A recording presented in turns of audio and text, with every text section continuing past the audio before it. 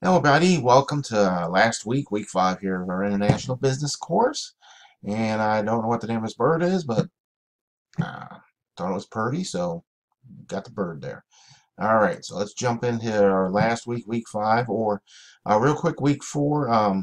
Those of you that are participating, doing great. The discussions, good interaction, and the homeworks, no problems there. So, you know, and if you do have problems, you've been good getting in touch with me and we work it out. So no issues there.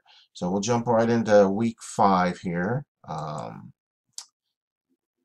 So down week 5, we got our, okay, I got the presentations pulled up down here. So got chapters 13, 14, let me see, 13 here covers, import, export. So as always, I kind of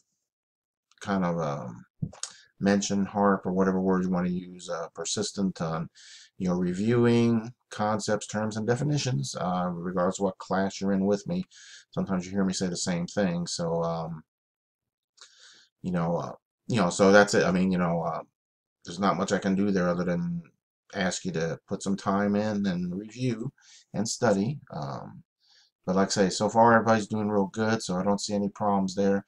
So anyway, just this chapter again is just on the import export part, and all the different factors that go into it.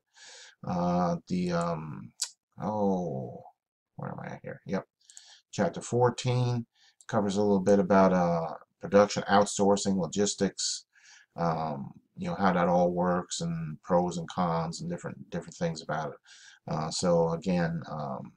Concepts, terms, definitions. And then the last chapter, chapter 15, is on the global marketing and research and development. So again, a lot of different things here. Like this question right here, research. How does R&D perform to reduce the cost of value creation and add value? So there's different things to look at. And the ways of research and development are done. I mean, most companies, most products, and I know some of the folks in this particular course, even companies you work for, it's just a constant evolution of research and development, making it better. I know things like plastics. Like there was a time, when plastic was flimsy like this, and now today, I mean, there's plastics that are hard as steel. I mean, so I mean, it just there's different things, but it don't get that way without the R&D that goes into it. So anyway, so there you go. That's just part of it. Um, okay, so you got the 3 chapters. The discussion, like I said last week, discussion. Those that are in there doing great. This week's discussion is going to cover dun, dun, dun, outsourcing. Always an interesting topic in this class because there's varied opinions on it. So discuss your views, opinions on outsourcing. Give an example of a company that outsources. So again, lots of views there. And most people, now I will insert here, most people when you say outsourcing, they're thinking about overseas. Um, but a lot of outsourcing is done domestically. It's not just overseas. So I mean, outsourcing. Uh, for example, I used to work as a courier, part-time courier a few years back. You delivered envelopes from one company, from a law firm over to some business. So that type of courier work. And But we were not employees. We wore a uniform. Just like during the holidays, they have a lot of extra FedEx and UPS people driving their trucks, their uniforms, but they're not employees. They are independent contractors. So that's considered outsourcing. So I know from that perspective, like in the courier job, they would, the courier company would charge a client, X number of dollars for a delivery, and then the courier, us, would get, a percentage of that, like 80% or whatever it was. So we were just contractors. We get a straight paycheck. Tax time, we get a 1099. So we take care of our own taxes. But what the advantage the company has is there's no employee payroll, no payroll taxes, no.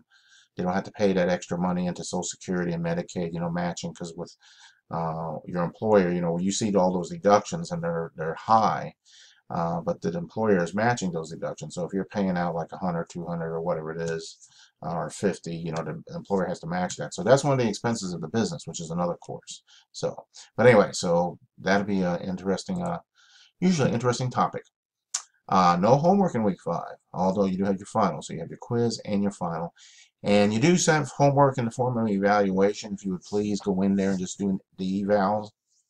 That's how we find out if there's anything wrong, if there's errors or something that is wrong in the course, or it's great, you love it, whatever the case is, there's straight questions and there's a couple places in there where you can write some answers in. So if you can do that, we would very much appreciate it. So, and so there it is, pretty short. Week 5, so last week. So unless you're going to be in, let me see, next time around I got marketing 415. So some of you may be in that, and then I got a couple of the 200 courses like HR or something like that. So may or may not see you next time around. And I enjoyed enjoyed working with you guys. I always do. My test pictures this week. Let's go here. During the week, I made a stop at a local police station, and this was kind of what we did while we were there. So that was a little fun moment, and just mention that, and I know you watched the video. Okay, so that was it. Everybody have a great week. Enjoy the course. See you next time around, and be good. Take care. Bye.